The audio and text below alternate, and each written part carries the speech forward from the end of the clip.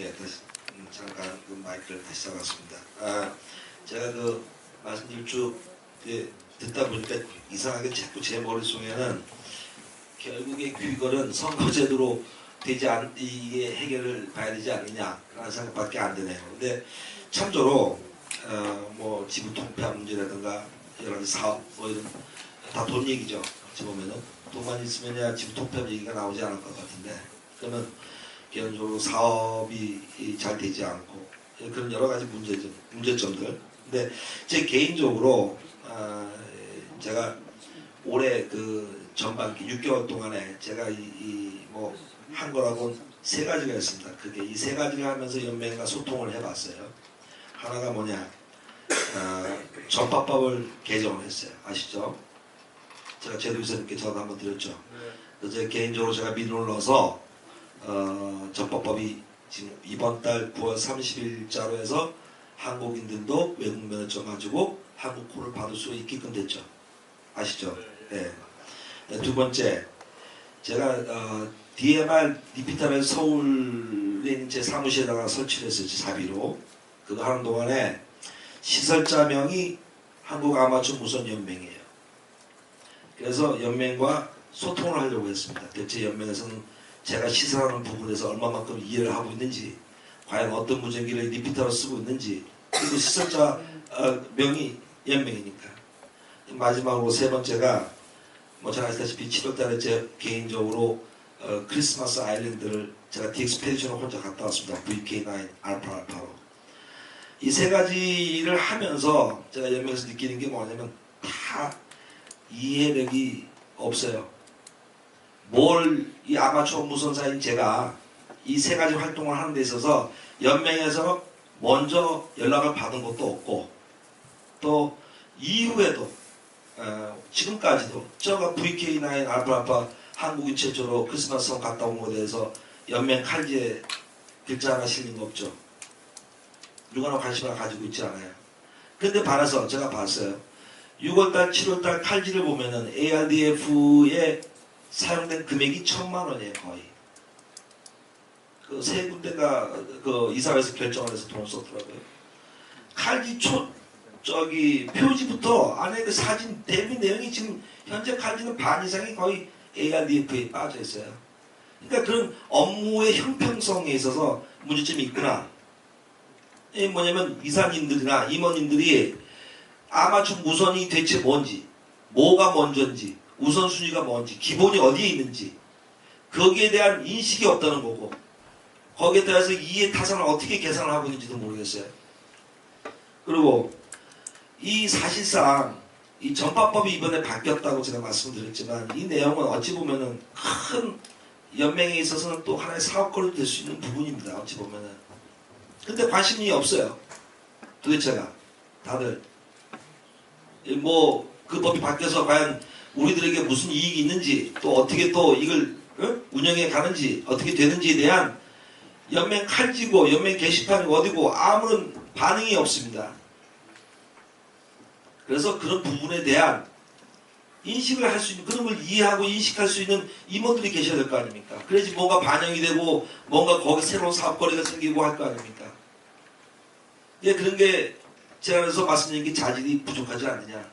그래서 고로 선고로 해서 직선제를 통해서라도 주변에서 어느 정도 그 아마추어에 대해서 그런 지식과 그런 바탕이 있는 분들이 임원으로 선출이 돼야지.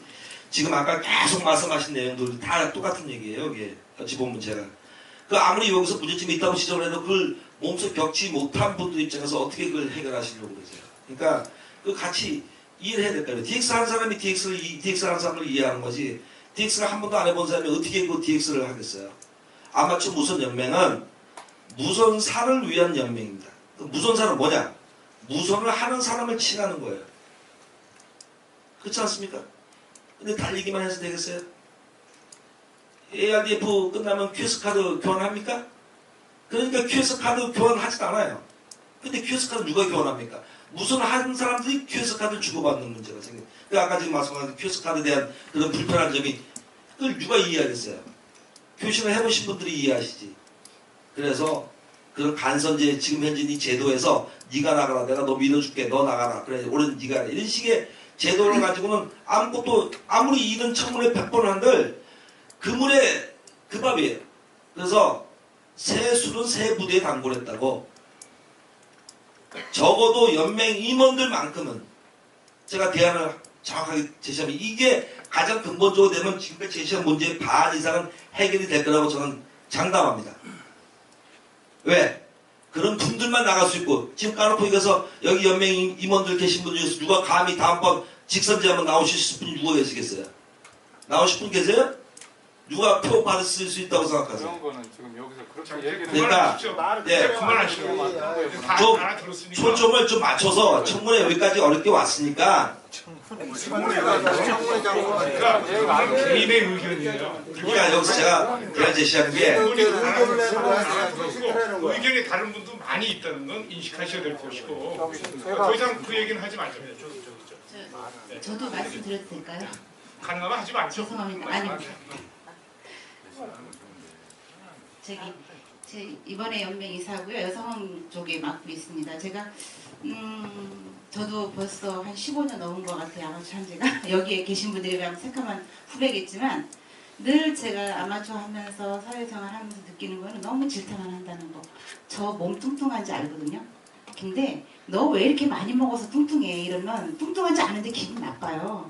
너 그 살을 빼려면 근육량을 좀 키워야 돼. 땅콩이라도 사주면서 그러면 아 그래 고마워 이렇게 하는데 너 그만 먹어. 먹으니까 살찌잖아. 이러면 아는데 뚱뚱하지 않아 아는데 기분 나빠요. 그런데 조금 너 건강을 위해서 좀 하고 너 이게 몸에 근육량 그 기초대사를 높이기 위해서는 단백질을 먹어야 된대. 그리고 단백질 사주면서 하면 되게 고마워할 거예요. 그래서 제가 연맹 총회에서 한번 그런 얘기 한 적이 있는데 누워서 침 뱉기 하자 이런 하지 말자 이런 얘기를 들었어요. 그래서 여성으로서 우리 남성 위원들도 기술이나 뭐 이런 거는 참 훌륭하고 좋은데 또 여성으로서 우리 아마추어를 보는 눈은 조금 시각이 다르더라고요. 그래서 너무 제가 뚱뚱한지 알고요. 저 부족한지 아는데 너 그거 부족해. 많이 먹어서 살찐 줄 알아. 그만 먹어 이러면 뚱뚱하지 않은데요. 기분 나빠요. 그래서 이왕이면 듣기 좋게 야, 살 빼려면 기초대사량이 높아야 된대.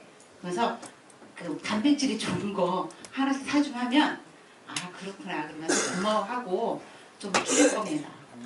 이상입니다. 시간이 5시 5분 전입니다. 여러분들 의견 뭐 많으시겠지만 5시에는 마치고 싶습니다. 괜찮습니까? 네. 그러면 아까 손 드신 분이 이쪽에 한 분 계셨는데 충남본부장님 아까 말씀하신 거 얘기. 네, 얘기하세요. 안녕하세요. 서울본부 DSN NMA 박상도입니다. 예의상 소감 말씀드릴게요. 제가 제일 괜찮은데.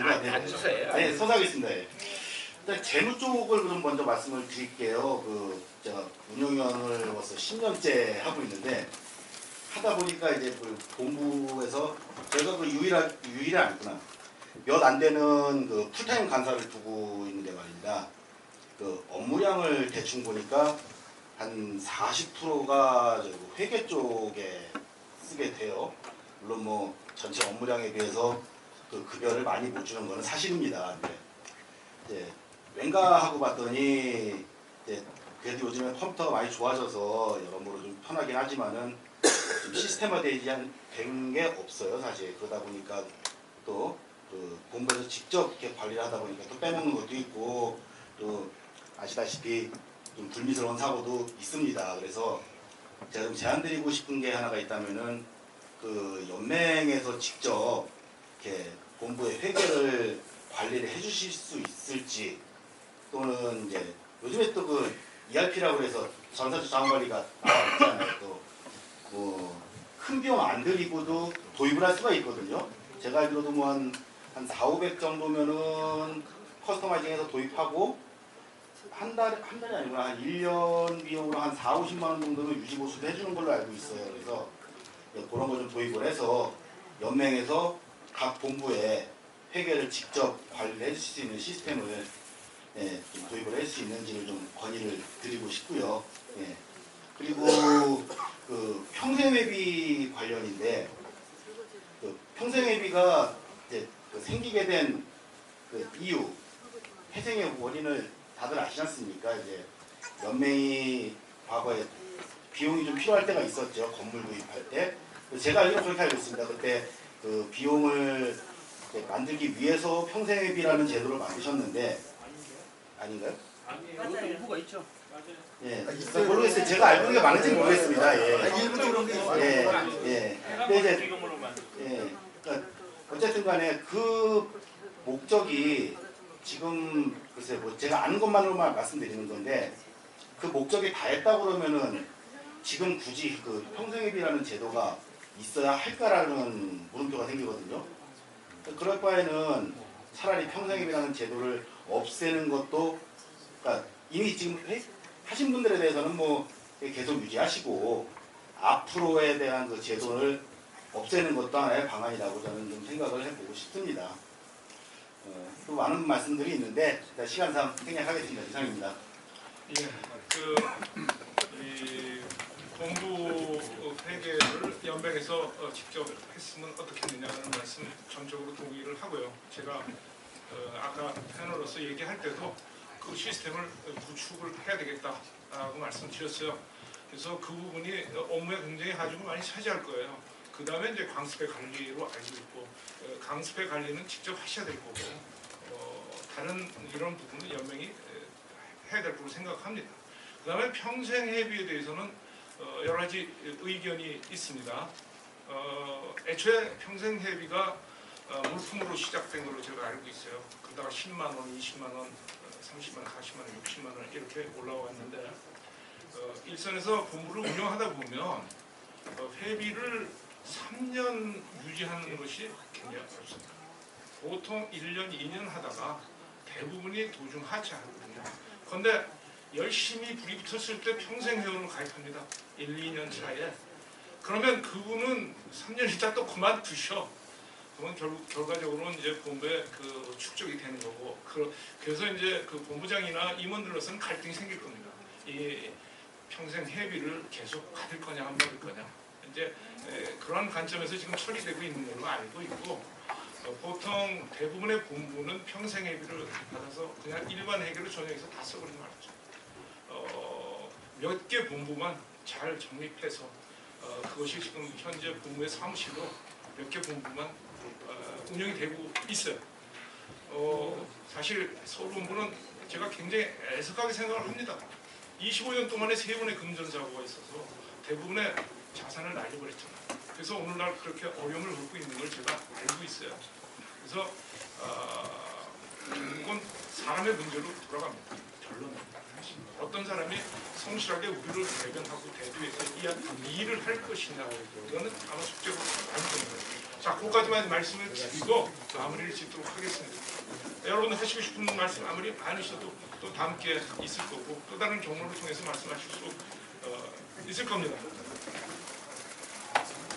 저는 사실 96년도 서울지부 총회에 부지부장으로 나왔었습니다. 그때 회원들이 500명 정도 모였습니다. 직접 선거. 근데 당시에 저는 서울 본부장 전임자에 대해서 굉장히 불만이 많았습니다. 그래서 사실 제가 부천에 많은 회원을 동원했습니다.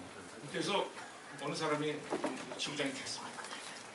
지금은 상당히 그 일에 대해서 저는 후회하고 있어요. 당시에 뭐 투메토상에 부천 사무소가 버스를 동원해서 사람 회원들을 동원해서 왔다고 그렇게 얘기했었습니다. 항상 그거를 저는 마음에 두고 이 어떤 정치적인 문제를 해결할 때 과연 대다수 모조리티가 반드시 올바른 길을 가느냐, 그거는 아니라는 걸 잘 알고 있습니다. 자, 요구는 빗발칩니다. 그러나 인적 자원은 부족합니다. 더 많은 봉사자가 나오고 오늘 여러분들이 말씀하시는 이러한 사항들이 연맹 집행과 혼자 해결하기는 굉장히 어렵습니다. 사실은 사무국을 충원해야 됩니다. 그러나 본부는 또 더 많은 회비를 달라고 연맹에 요구하고 있습니다. 이러한 사이에서 연맹 집행부는 어떻게 앞으로의 문제를 풀어나가야 될지 굉장히 큰 숙제입니다. 이거를 제도적으로 한다고 해서 해결할 수 있는 문제는 아니라고 생각합니다. 좀 더 스스로 여러분들이 본부나 연맹에 봉사할 수 있는 길을 여러분들 찾아보시고 또 연맹에서는 직접